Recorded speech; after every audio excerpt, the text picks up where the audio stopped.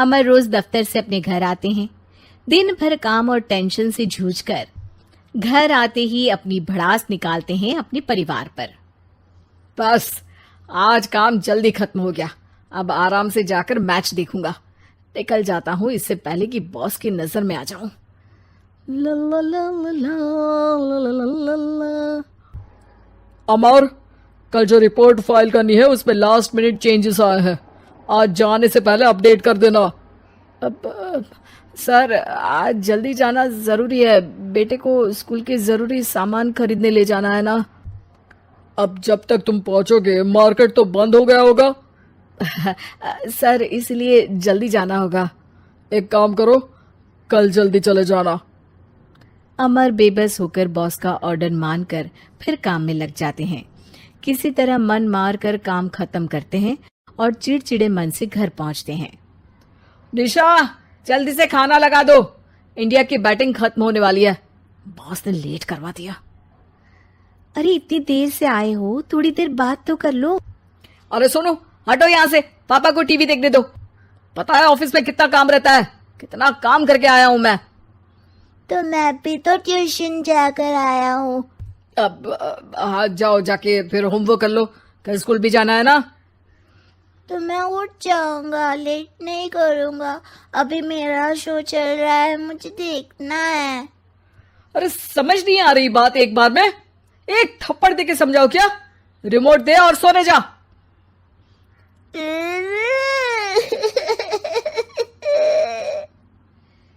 सोनू रोते हुए मम्मी के पास जाता है और अपने पापा की शिकायत करता है। निशा उसे पुचकार के एक और बेडरूम में ले जाकर सुला देती है। मैं डांटती हूँ पापा को, तू सो जा अभी, ठीक है बेटा। नेहा खाने की थाली लेकर अमर के पास पहुंचती है और मेज पर रख देती है। अमर टीवी में डूबा हुआ है और बिना देखे ही खाने लग जाता है। निशा सामने बैठे उसे घूरे रहती है। कुछ देर में अमर ये समझता है और उसे देखने लगता है और इशारे में पूछता है कि क्या बात है। ये कोई तरीका है सोनू पे चिल्लाने का? अभी रुको, इनिंग खत्म होने दो। अमर खाने लग जाता है और मैच देखता है। आखिरी बॉल होने के बाद वो निशा की तरफ देखता है। अरे निशा पानी दे दो जरा। निशा थाली के बाजू में रखे ग्लास पर इशारा करती है। अमर उठा के पानी पीता है। अब बोलो। बच्चा है सोनू, एक बार तो मिलते हो दिन भर में रात को, और फिर वो अपने पापा की डांट सुन के सो जाए। अरे बच्चा है तो बात सुननी चाहिए ना उसे मेरी। जवाब दे रहा था। अरे दिन भर के बाद आया हूं, इतना काम किया, बॉस के नखरे झेले, और घर आओ तो बेटा बहस करे और सारी भड़ास घर आकर घर वालों पर निकालो। अरे तुम क्या बोल रही हो मुझसे ऐसे? तुम भी तो सारा दिन साथ रहती हो, डांटती भी तो हो उसे। बता रहा था वो मुझसे, अभी कुछ दिन पहले ही डांटा था ना तुमने। हाँ, मुझे अभी सोने के पहले बता रहा था। देखो अभी झगड़ा मत करो, मुझे आराम करना है, टीवी देखने दो। अरे तो उसको भी तो दिन भर पढ़ाई के बाद देखना होता है ना टीवी, आराम करने के लिए। कोई जरूरत नहीं है, छोटा है अभी, आदत बिगड़ जाएगी। और तुम उसकी वकालत करना ना बंद कर दो। चलो अभी सेकंड इनिंग्स चालू होने वाली है, गुड नाइट।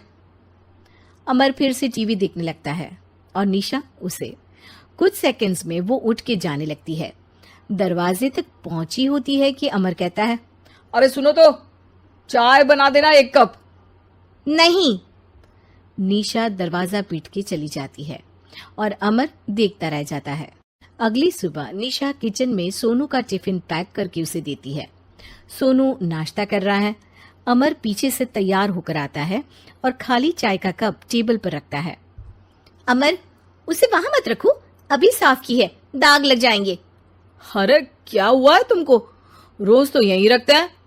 पर आज से नहीं रखना है, चलो उठा के सिंक पे रखो। अमर उसे उठा के सिंक में रखने जाता है, तभी निशा कहती है, अरे अरे धो के। सोनू हंस देता है। अमर उन दोनों को देखता है और कप धो के वहां से चला जाता है। निशा सोनू को देखती है और आंख मार देती है। चलो अब हंसना बंद, स्कूल जाओ और ध्यान देना, सब पूछूंगी दिन में। सोनू मुंह बना लेता है। सब अपना दिन बिताकर रात में फिर एक साथ आते हैं। आज अमर घर जल्दी पहुंच गया है और टीवी के सामने पसार के बैठ जाता है। पीछे से दरवाजा खुलने की आवाज आती है। खिलखिलाते हुए सोनू अंदर आता है, सीधे टीवी रूम के अंदर, और अमर को बैठा देख चौंक जाता है। पीछे से कमरे में निशा भी आती है। सोनू, हाथ पैर धो के कपड़े बदल लो, चलो जाओ। सोनू कमरे से बाहर चला जाता है। अरे निशा, जरा एक कप चाय। क्या हर वक्त चाय? नहीं है दूध घर में। अरे दूसरी बार ही तो मांग रहा हूं ना। दूध वाले को बोला था दूध एक्स्ट्रा 1 लीटर लेकर आना, वो 1 लीटर कम लेकर आया। आज तुमको चाय नहीं मिलेगी, खीर बना दी है पूरे दूध की। अरे दूध वाले की गलती के लिए मुझ पर क्यों चिढ़ रही हो? मैंने क्या किया? तुम भी तो यही करते हो ना। ऑफिस में किसी की गलती हो तो घर आके चीखते हो। चाय पीनी है तो दूध लाना पड़ेगा नीचे से। अरे पर तुम नीचे से ही आई ना। मैं भूल गई, तुम भी तो नीचे से आए। निशा कमरे से बाहर जाती है और सोनू अंदर आता है। वो अमर को देखता है, फिर कुछ बोलता नहीं है। अरे क्या हुआ सोनू? मेरा टीवी देखने का टाइम है अभी। आज रात को देख लेना। देखो आप ना परेशान मत करो। आज ऐसे ही टीचर से डांट सुन ली है, अब आपकी नहीं सुनने वाला। अच्छा, क्यों डांटा टीचर ने? क्योंकि मेरा प्रोजेक्ट इनकम्प्लीट था। आपने सामान लाके नहीं दिया और आपकी वजह से सब हंसने लगे मेरे पे। अब आप जाओ। सोनू टेबल पे रखा रिमोट उठाता है और चैनल बदल के बैठ जाता है। अरे ये क्या तरीका है बात करने का? तो आपसे ही तो सीखा है, बाहर का गुस्सा घर पे निकाल दो। अमर उठ के दूध लेने चला जाता है। कुछ देर में लौट के वो चुपके से निशा और सोनू को टीवी देखते हुए देखता है और किचन में चला जाता है। 3 कप चाय बनाकर वो टीवी कमरे में पहुंचता है। आज मेरे हाथ की चाय पी लो। इस बदले बर्ताव को देख के निशा और सोनू चौंक जाते हैं। अपना कप उठाकर चाय पीने लगता है। अमर एक बैग निकाल के सोनू की तरफ बढ़ाता है। इसमें क्या है? प्रोजेक्ट का सामान और गिफ्ट। लगता है पापा दूध लेने गए और गुस्सा छोड़ के आ गए। कैसी है सोनू के पापा के हाथ की चाय? स्वीट स्वीट, बिल्कुल मम्मी की तरह। और पापा की तरह नहीं? पापा की तरह कड़क है। सॉरी बेटा, अब समझ गया कि ऑफिस में कुछ भी हो उसे ऑफिस तक ही रखूंगा, प्रॉमिस। निशा और सोनू को गले लगा लेता है और उस दिन के बाद कभी घर की चिंता दफ्तर में नहीं गई और ना दफ्तर का टेंशन घर में आया। रेहाना और रवि की शादी के वक्त रवि के पास कुछ नहीं था। रेहाना, तुमने मुझसे शादी करके एहसान किया है। मुझसे ज्यादा तो तुम कमाती हो। अरे तो क्या हुआ, एक दिन आएगा रवि कि तुम खूब पैसा कमाओगे। मुझे तुम पर पूरा विश्वास है। रवि और रेहाना खुद को स्टैंड करने के लिए पूरी मेहनत करते। रेहाना, मैं नौकरी नहीं करना चाहता हूँ। तो कोई बात नहीं, मैं नौकरी करके घर चलाती हूँ, तुम बिजनेस सेट करने की कोशिश करो। एक दिन। रेहाना, तुम जानती हो मैंने जो विज्ञापन बनाने वाली कंपनी खोली थी ना, उसे बड़ी ब्रांड का ऑफर आया है। अब हम लोगों के दिन प्यारे न्यारे हो गए हैं। मैं जानती थी रवि कि एक दिन तुम सेटल हो जाओगे। रवि का काम अच्छा चल जाता है।